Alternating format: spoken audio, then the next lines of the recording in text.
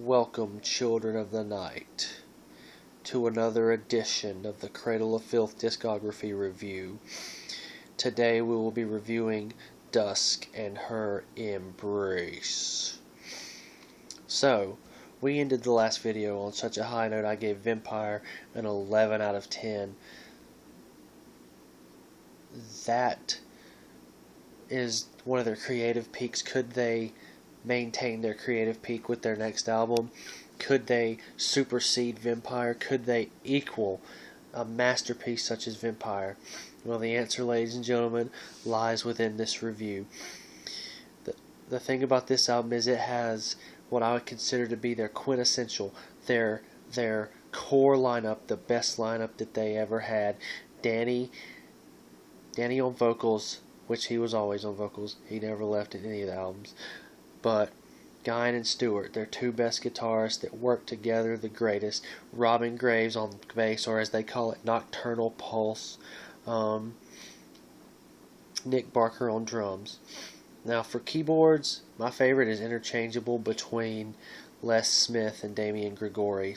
But still, the core lineup of Cradle of Filth that made some of their best music.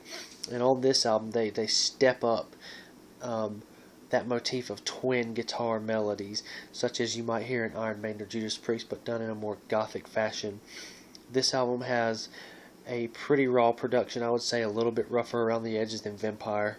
And this album is just based, it has an overarching concept of vampirism and, forbidden erotic tales, I guess you might say, with a little bit of undertones of Satanism. They talk about heaven torn asunder and the haunted shores of Avalon, and their very last note is Kronos from Venom, talking about the principal black metal master plan. Well,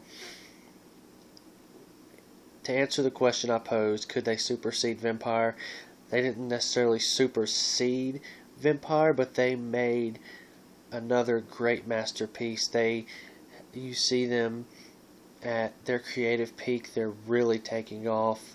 They're making waves in the metal underground, and this is an album that really cemented their position. One of the albums that really cemented their position among the metal greats of Great Britain, because this album has such a gothic and nocturnal feel to it, but yet at the same time it has a little bit of elements of black metal. It weaves a little bit of elements of thrash and classic traditional metal as well. Danny's vocals are at their all-time versatility, at their all-time peak of what he was able to do. His shrieks were at their all-time most ear-piercing, ear-shattering. This was their most melodic album. My God, Stewart and Guyan are able to do some of the greatest twin melodies and greatest dual riffing that the world has ever seen. Robin, when it's just the bass and the keyboard doing those interludes, Robin is able to just thump out that nocturnal pulse and make it sound so good. And of course, Nick Barker on the drums, as always, mind-bending accuracy, mind-bending precision. Starts out with the mandatory Cradle of Filth keyboard intro, which is pretty good intro, not their best, but it sets you up for what's to come. And then the next track begins with a crackling sound, maybe as if a church is on fire or a forest is on fire, or a tree crackling and falling to the ground. This song is kind of a slow, it starts off as a slow pace, doom, doom, doom, doom, doom, doom, and Danny sounds particularly evil on this one. It's called Heaven Torn Asunder, and then it just goes into different sections. The lyricism is great. Great track, a great opener. Goes into track number 3, one of my all-time favorite Cradle of Filth songs, probably in my top 5, Funeral in Carpathia. This song, they really showed off their musical chops. This is an expertly crafted song. The lyrics, once again, as this album, are about vampirism and kind of a forbidden love. Carpathia, the pleasure dads speak of her in necromantic tongues when amber daylights are done, masturbating in their graves on their zenith to come. So right there you can see, and it just,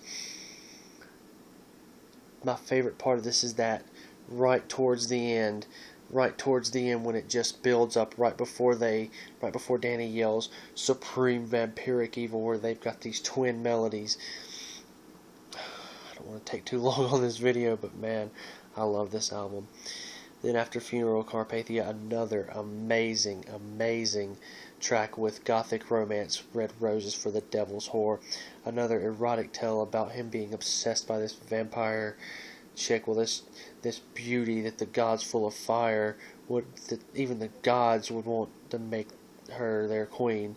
So then he learns that she's a vampire, and art thou not death, my heart echoes bloodless and incensed.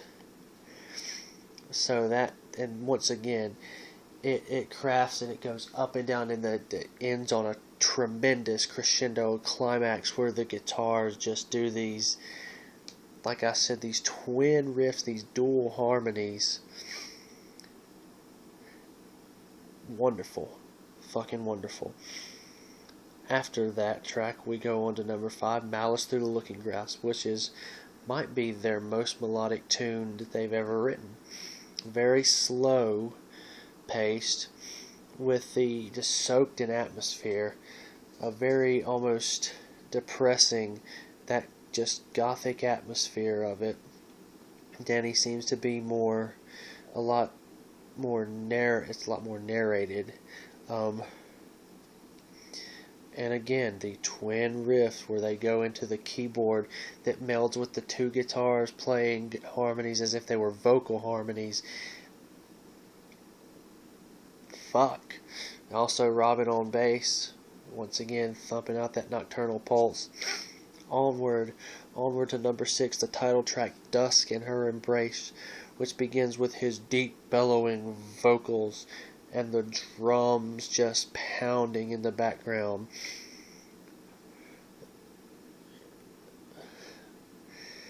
Goes on, gets more ferocious and more ferocious as the time comes on, and then at the very end of it, just that fast drum beats and the guitars going crazy. Then it just ends on just a crash.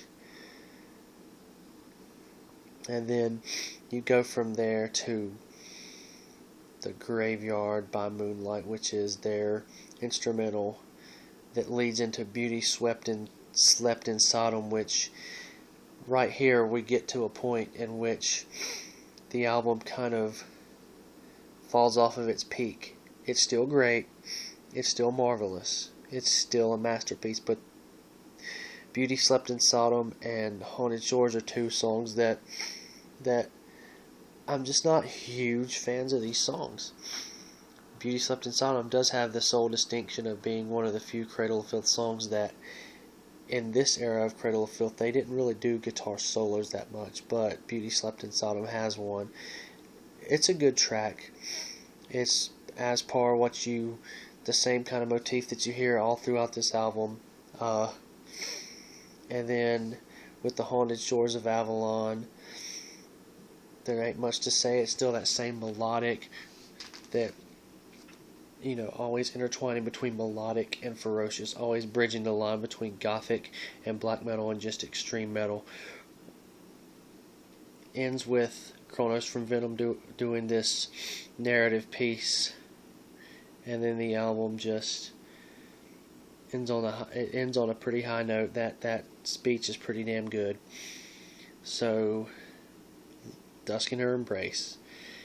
The core lineup, this proved to be an album that many consider to be their best, their masterpiece, and I couldn't tell them they're wrong. It's not my favorite album, but I don't know what my favorite album by Cradle of Filth would be, but this is one of the albums which I consider the holy trinity of Cradle of Filth, and this is it. This is This is what longtime Cradle of Filth fans want to see them doing nowadays. This is the pinnacle. This is them at the height of their talent, at the peak of their performance, at the absolute plateau of what they were able to do as a band back then, and I would give it a 97 out of 100. Dusk in her embrace. Peace, motherfuckers.